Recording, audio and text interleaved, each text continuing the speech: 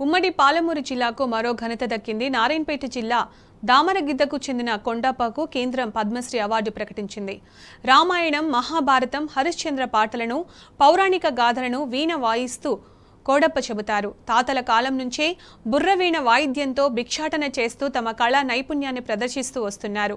కళారంగంలో ఆయన చేస్తున్న సేవలను గుర్తించిన కేంద్ర ప్రభుత్వం దేశ 4వ అత్యున్నత పౌర పురస్కారంతో సత్కరించనుంది. కొండప్ప కళా పటిమకు పద్మశ్రీ వరించడంతో దామరగిద్దతో పాటు ఉమ్మడి జిల్లా వాసులు, కళాకారులు హర్షం వ్యక్తం చేస్తున్నారు.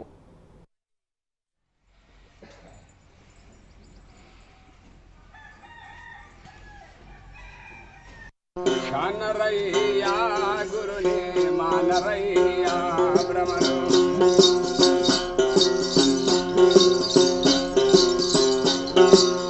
కానరయ్యా గురుని నరులు మానరయ్యా మాయా భ్రమను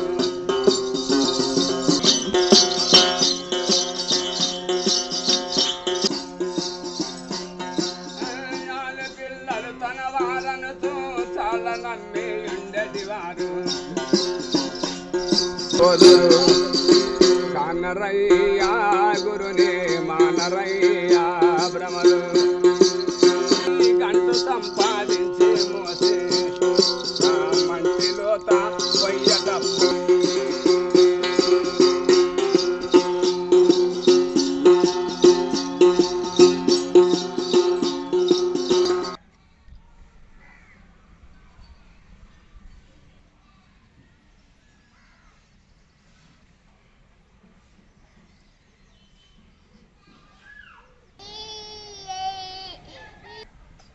సార్ వచ్చిందా పోదామంటే దా